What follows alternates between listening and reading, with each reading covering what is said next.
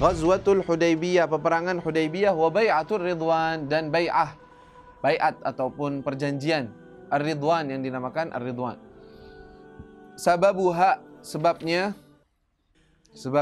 apa namanya Ghazwat Hudaybiyah, anna Nabiya sallallahu alaihi wasallam, bahwasanya Rasul SAW kharaja, keluar, yuridu Makkah, ingin datang ke kota Makkah, mu'tamiran, untuk melaksanakan umrah. La muhariban, tidak untuk berperang. Wa ma'ahu, dan bersama beliau, alfun wa khamsumi'ah, 1.500 minal muhajirin wal ansar, dari golongan muhajir dan ansar. 1.500 orang. Jumlah yang cukup banyak. Bila silahin, tidak membawa senjata berat, artinya. Tidak membawa senjata, bukan berarti nggak bawa senjata apa-apaan, nggak mungkin. Orang pergi, minimal mereka tuh kalau lagi pergian dianggap tidak bawa senjata, itu bawa pedang aja.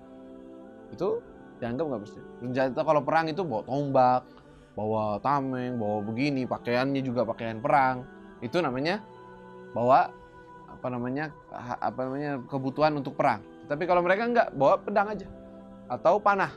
Bawa mereka panah sama itunya untuk berburu, untuk hal-hal yang dibutuhkan. Hanya bawa itu aja. Datang ke Makkah. Wa ma'ahu, falamma alimat Quraisyun bi khurujihi, falamma, ketika alimat, mengetahui Quraisyun, orang-orang Quraisy, bi khurujihi, dengan keluarnya Nabi sallallahu alaihi wasallam, keberangkatannya Nabi, maksudnya kedatangannya Nabi, ijtama'at, mereka bersatu, liman'ihi, untuk menghadang beliau, melarang beliau, an baitillahil haram, untuk masuk ke baitillahil haram. Walakin, akan tetapi, lam yahduth fiha harbun, tidak terjadi di dalamnya, di dalam Ghazwat Hudaybiyah, harbun, peperangan. Kenapa? Ta'ziman li hurumatil bait, pengagungan terhadap kehormatan al-bait, yaitu Baitullah al-Haram, Makkah. Alladzi ja'alahu Allah, yang mana Allah jadikan haraman aminan, sebagai haram, yaitu tempat yang terhormat, aminan, yang selalu orang yang di dalamnya merasa aman. Walama wasala Rasul, dan ketika sampai Rasul sallallahu alaihi wasallam al-Hudaybiyah, arsalat ilaihi Quraisyun ar-rusul, arsalat, mengutus, ilaihi, kepada beliau Nabi SAW, Quraisyun, orang-orang Quraisy, orang Quraisy mengutus utusannya kepada Nabi, ar-rasula, yaitu utusannya, yas'alunahu, mereka bertanya kepada Nabi, an sababi maji'ihi, tentang sebab beliau datangnya, itu kedatangan beliau, maji'ihi, kedatangan beliau. Fa'arsala ilaihim, maka Rasul SAW mengutus kepada mereka. Fa'arsala ilaihim ar-Rasulu sallallahu alaihi wasallam, berarti Rasulullah mengutus kepada mereka, gitu, Sayyidina Uthman bin Affan, liyu'limahum magsidahu, untuk memberitahukan kepada mereka tujuannya Rasul sallallahu alaihi wasallam. Wa basyara, dan memberikan kabar gembira. Sayyidina Uthman juga disuruh ke sana, ke Mekah, masuk ke dalam kota.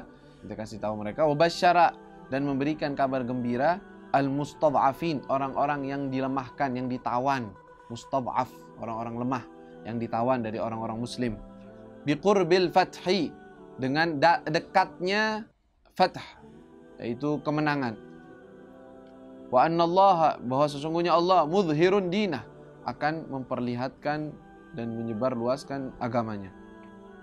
Nanti Anda jelaskan lagi penjelasannya, kita artikan dulu. Falamma wasala habasathu Quraisy, menawannya siapa? Sayyidina Uthman. Quraisy, orang-orang Quraisy menawan Sayyidina Uthman. Artinya nggak boleh pulang ke Nabi. Dah, kita duduk dulu. Sini. Fasya'a, maka tersebar berita, tersebar berita, indal muslimin, di kalangan orang-orang muslim, anna Uthmana qutil, bahwa Sayyidina Uthman dibunuh. Fada'ar Rasulu, maka Rasulullah memanggil sallallahu alaihi wasallam an-nasa, orang-orang, lil bai'ah, untuk mengambil bai'at, perjanjian. Ayo, ambil perjanjian lagi, maksudnya siap untuk perang. Ya, kalau seandainya benar kabar ini. Padahal ya mereka nggak perlu diambil bai'at juga siap perang dengan Nabi. Tetapi begitu. Nah, karena kenapa tahu? Karena tujuan pertama Rasulullah keluar bukan untuk perang. Jadi jangan sampai ada yang bilang, enggak, saya nggak mau ikut perang. Kenapa? Oh, tujuan kita mau jalan, mau umroh kok diajak perang malahan sekarang. Akhirnya Rasulullah mengambil baiat. Ayo, sekarang baiat. Di bawah suatu pohon, syajarah. Ya, suatu pohon, Rasulullah sedang bersandar di situ. Rasulullah membaiat para sahabat. Lil bai'ah fabaya'uhu. Maka mereka membaiat Nabi. Tahta syajaratin, di bawah suatu pohon, hunaka, di situ di dekat Hudaybiyah. Ala an la yafirru. Atas apa baiatnya? Ala, atas an la yafirru. Hendaknya mereka tidak lari. Kalau terjadi perang nih, nggak bakalan lari, tetap. Wa tusamma hadhil bai'ah, dan dinamakan ini daripada baiat, perjanjian, bai'atur ridwan. Perjanjian ar-ridwan. Jadi sebab Rasulullah SAW pergi umrah, kenapa? Rasulullah bermimpi. Dan mimpi Rasul adalah wahyu. Rasulullah bermimpi beliau masuk ke kota Mekah dan bertawaf di kota Mekah dengan rasa aman, tentram dengan para sahabat. Setelah Rasulullah tersadar, bercerita kepada para sahabat, aku bermimpi bahwa aku masuk ke Baitullahil Haram dan aku bertawaf dengan kalian. Sahabat, ayo kita siap-siap, kita mau umrah. Wah, senang para sahabat. Udah kangen dari kota Mekah, udah lama. Mereka ingin masuk kota Mekah untuk berumrah. Omongannya Nabi 1.500 orang, nggak mau perang, semua bawa. Rasulullah bawa berapa onta yang begitu banyak, semuanya ditandain. Ontanya ditandain, dikasih tanda bahwa ini hadiah untuk Baitullahil Haram, akan disembelih dan dibagi-bagikan sembelihannya ke sana. Orang-orang juga bawa begitu. Diutus datang. Orang-orang Quraisy ketika mendengar itu, udah nggak boleh. Hadang. Diutus Sayyidina Khalid bin Walid sebelum masuk Islam dengan pasukannya menghadang Nabi ketika masuk. Rasulullah dengar akan dihadang oleh Khalid bin Walid. Kata Rasulullah, apakah ada orang yang tahu jalan lain selain jalan yang biasa kita jalan, yang mereka lalui? Oh, ada jalan lain. Rasulullah jalan lain sampai ke Hudaybiyah. Dekat sudah kota Mekah. Ketika udah masuk Hudaybiyah, ontaknya Nabi SAW duduk. Dibangunin untuk masuk ke Mekah, nggak mau. Aneh. Namanya ontanya Al-Qaswa. Onta andalannya Nabi SAW. Bagus. Dicoba, nggak bisa, nggak mau.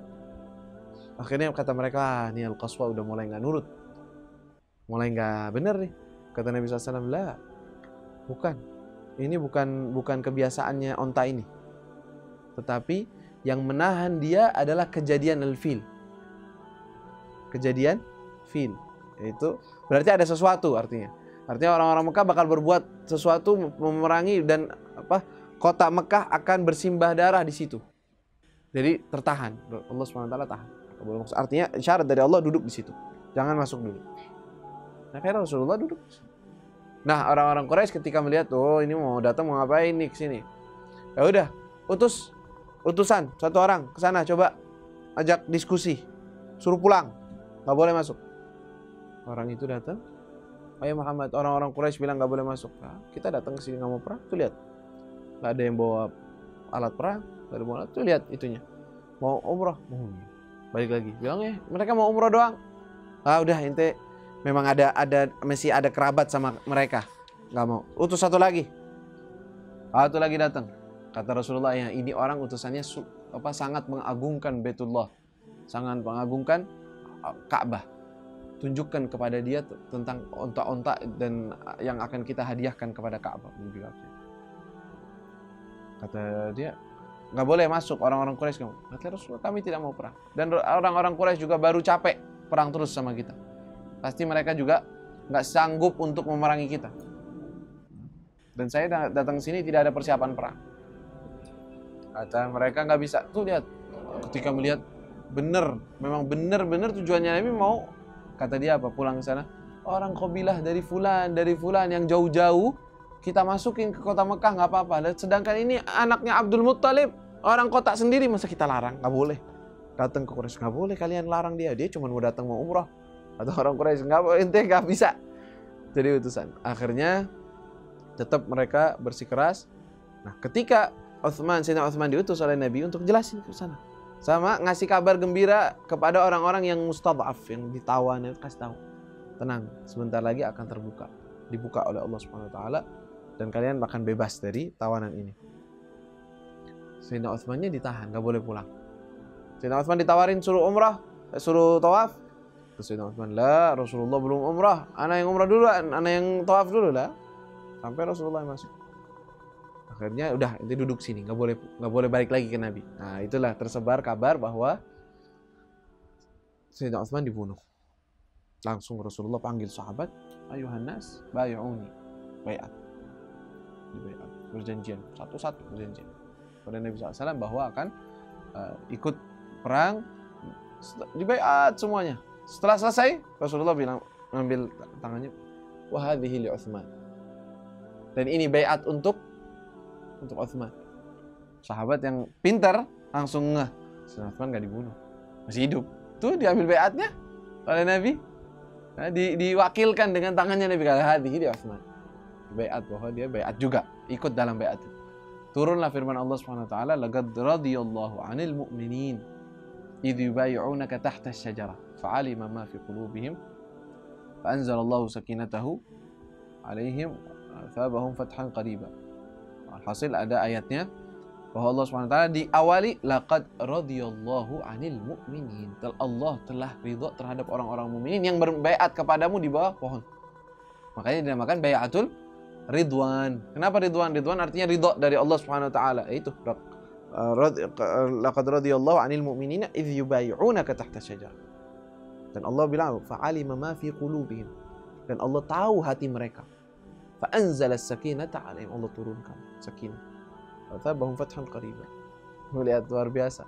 Allah Subhanahu wa taala yang menyaksikan bahwa hati mereka bersih. Itu orang-orang yang hadir bai'atul Ridwan. Pas nggak mungkin orang munafik di situ. Nah, dalam itu nggak ada yang munafik. Kenapa? Karena turun ayat untuk mereka khususnya. Ya, alimallahu ma fi qulubihim. Nah, ketika mereka sudah seperti itu, orang-orang Quraisy dengar kabar, oh ini Muhammad sudah ngambil perjanjian sama sahabat, sudah siap. Kalau benar-benar Sayyidina Utsman terbunuh, Rasulullah serang. Ya, karena mereka sudah berkhianat. Ini namanya sesuatu yang pelanggaran, pelanggaran yang nggak bisa dimaafkan. Ketika ada utusan diutus damai, lalu dibunuh utusannya, itu pelanggaran paling besar. Ternyata Sayyidina Utsman tidak terbunuh, datang Sayyidina Utsman dengan beberapa orang, sedangkan Rasulullah mereka ketika takut Rasulullah nyerang, utus mereka bilang, enggak, Utsman masih hidup, sehat, nggak apa-apa, nanti juga bakal pulang, nggak apa-apa dia, dan kita nanti akan bikin perjanjian. Nah, setelah itu baru terjadi Sulhul Hudaybiyah, perjanjian damai antara orang musyrikin Mekah dengan Nabi SAW. Itu nanti babnya selanjutnya kita akan bahas lagi insyaallah. Wallahu ta'ala a'lam.